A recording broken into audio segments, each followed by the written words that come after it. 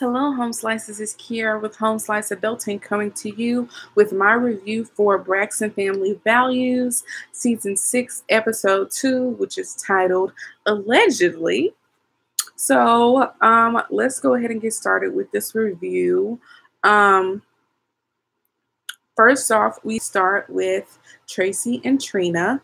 They are at a baby store now that Tracy is going to be a duchess, so they're looking for some cute clothing. It's a little too early to know the sex of the child, so they're like determining what colors. Y'all, colors around the sex of your child really don't make sense.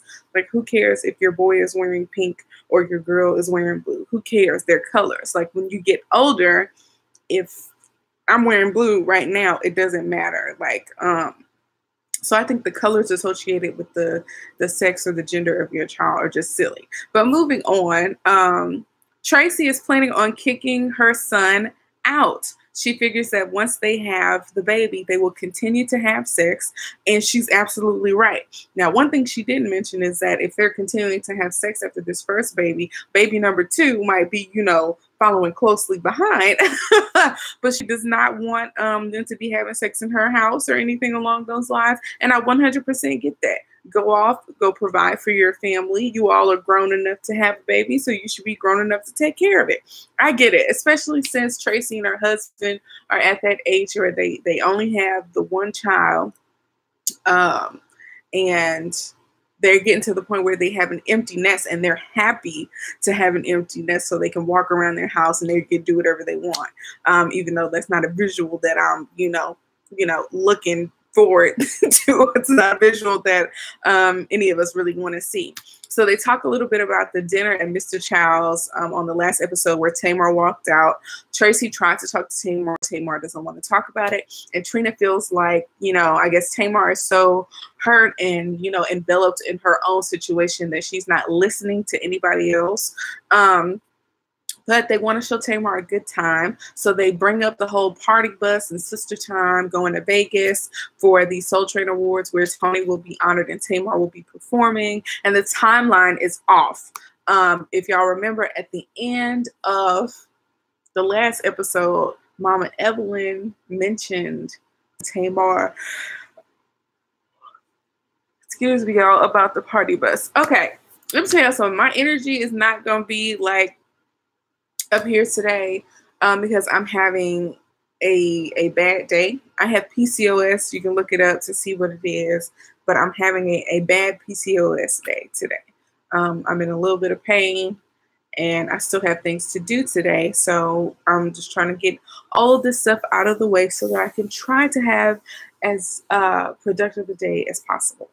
But moving on, they messed up the timeline, and that bothers me a little bit because the timeline is important with this kind of stuff because we've already seen it unfold a little bit through, you've already kind of seen a lot of this stuff unfold because it just happened a few months ago. So the timeline is important. So I hope they didn't mess up the timeline on too many other things. So next we have Tony in the studio.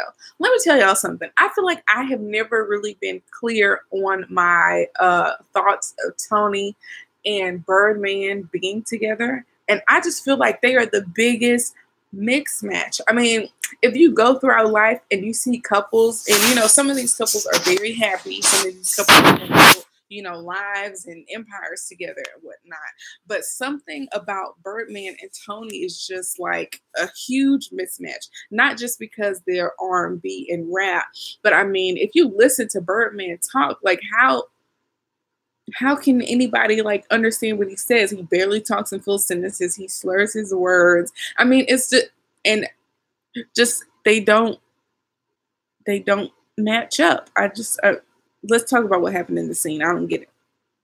So they're going over a song called Hardaway, and Birdman has a verse on the song that includes more cursing than usual for a Tony Braxton record. So the record label wants to know if they should release that for a single, or because if you put a certain amount of curse words or whatever on your album has to be labeled explicit.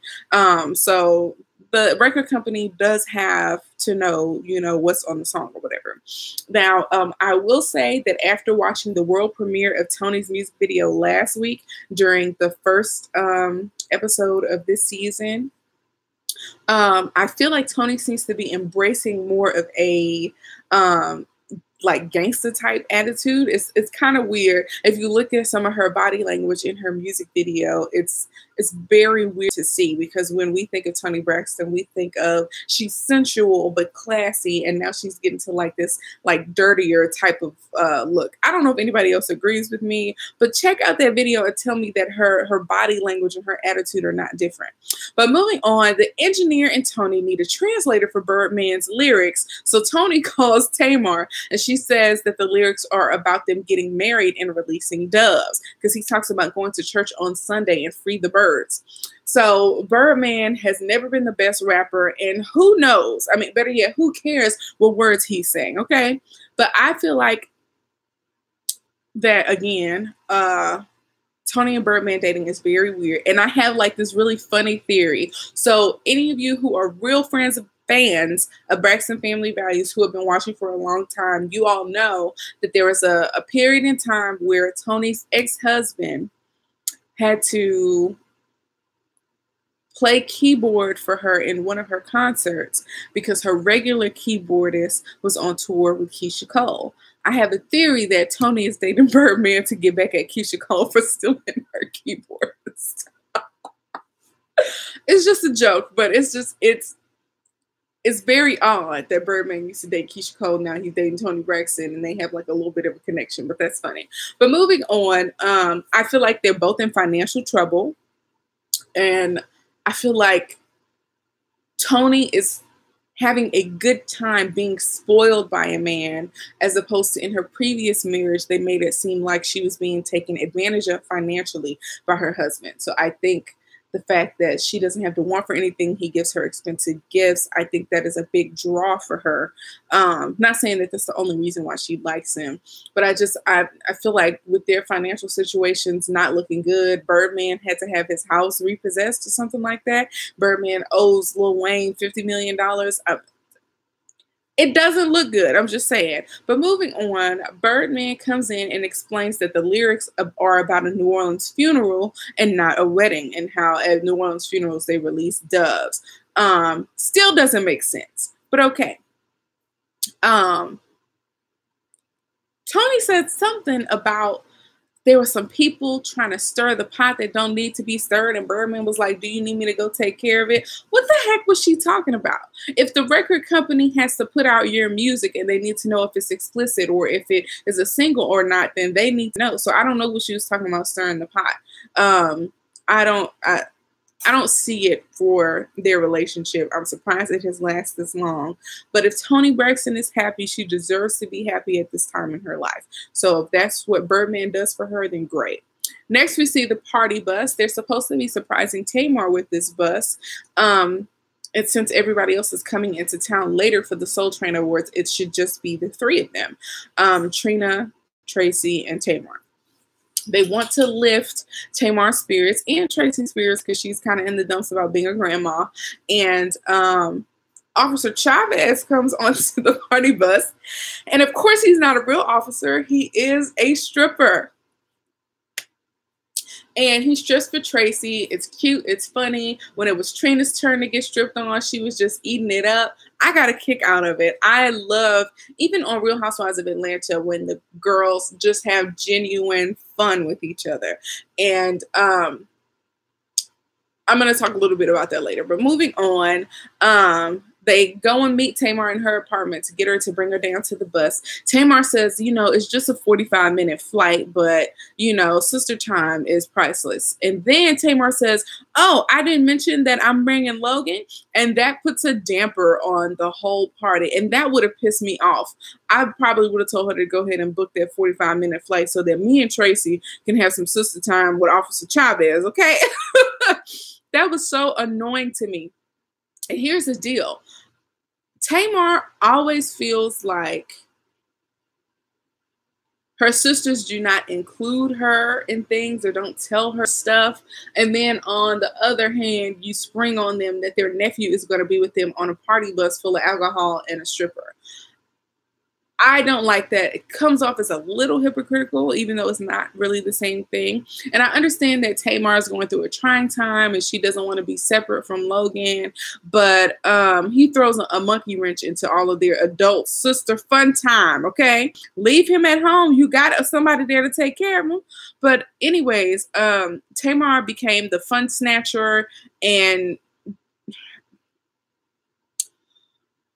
she didn't tell them that their party bus needed a kiddie section. And if you look at the way that they didn't enjoy this 5-hour trip from Los Angeles to Las Vegas, to me, it looked like they didn't get any sister time. But she was just loving on Logan the whole time. So that bothered me. But anyways, Tamar thinks that the bus is dirty and is handing out hand sanitizer like it's candy. And if that isn't enough, they talk a little bit about the divorce. Tamar is becoming a hermit, doesn't want to go outside. Logan is the only sunshine in her life. She doesn't want to share Logan. That's weird. He is Vince's child. There's no denying that. Tamar can't even think about having fun until her performance is over. She's having anxiety. And Tamar is the type of person who maybe won't admit it, but she cares about what other people think. And being out in public during this divorce, it means that she's going to be subjected to being asked questions about what's going on with the divorce. This was a total waste of a party bus. They probably would have had more sister time on their 45-minute flight than a 5-hour ride on this party bus. That just annoyed me. That annoyed me. But moving on, we see Mama Evelyn. She is speaking at a women's health fair, and their lawyer, Antavius, is accompanying her since none of the girls could be there. She's speaking on cancer awareness and domestic violence awareness. Apparently, those two things occur in the same month, which was that November or October of last year? I'm not really sure. But domestic violence, I guess, can be considered a type of cancer. But finally, Mama Evelyn stops skirting around what she wants to say when she's in the car talking to Antavius and says that she's kind of made it her mission to help women through the issues in their lives, including domestic violence, and she can't even help her own.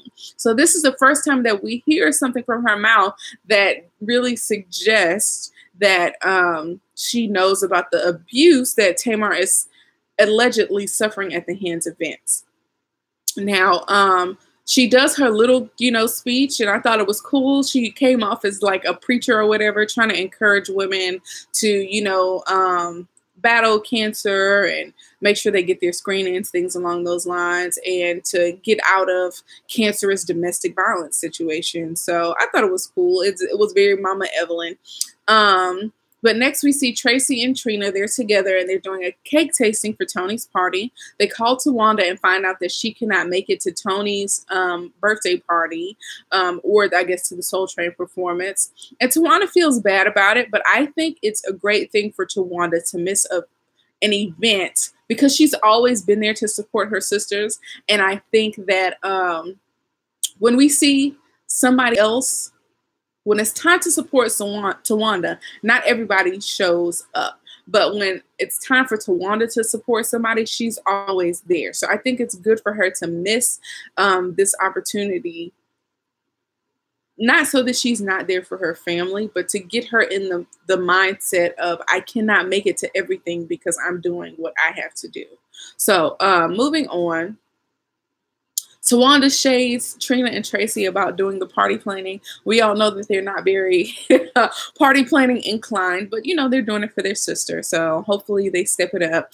Tracy rushes over to Trina's room with some piping hot tea that Mama Evelyn then told everything to TMZ.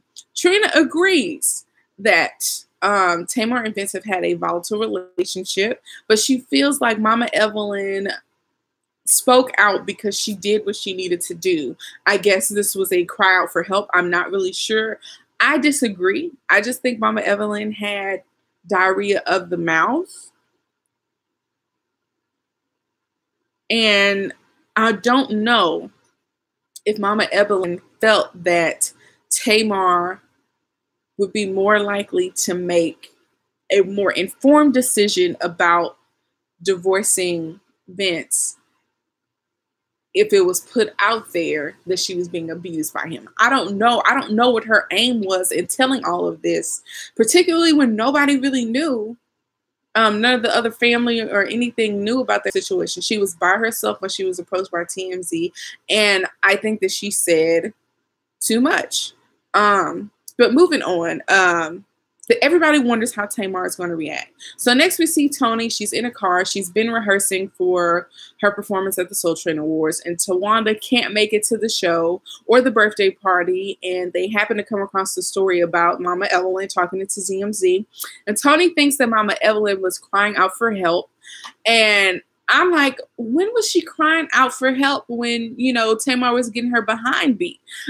We've heard a story that she's told that Vince was beating on Tamar so bad that she had to go protect the baby. Why don't you call the police? Something is not right with the story. And here's what I believe.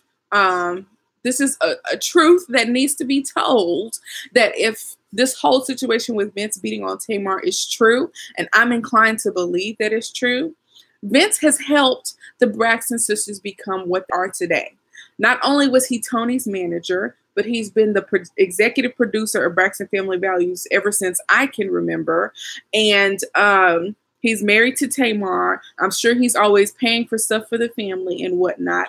All of the ladies, and including their parents, have probably benefited from Vince's marriage to Tamar, from Vince's money. But Tamar was the only one that was paying the price. Why is it now that she has decided to get a divorce that all of the skeletons come out, and it does not appear that they have decided to speak up earlier because they were benefiting from his presence in their lives? Now, I could have the situation all wrong. They could have been telling him all along, you need to stop putting your hands on my sister. They could have been telling Tamar that you need to leave him if he's putting his hands on you. That could have been the situation the whole time. And knowing Tamar does what she wants to do, and she doesn't really listen to other people. So she could have just, in a domestic violence situation, there are women who do not leave their men. That's just the way that it goes sometimes. So I can see both sides of it, but let's keep it real. Now that they're about to get a divorce, now that this domestic violence thing has been confirmed, because we have all heard rumors, now that it's been confirmed by Tamar's mother,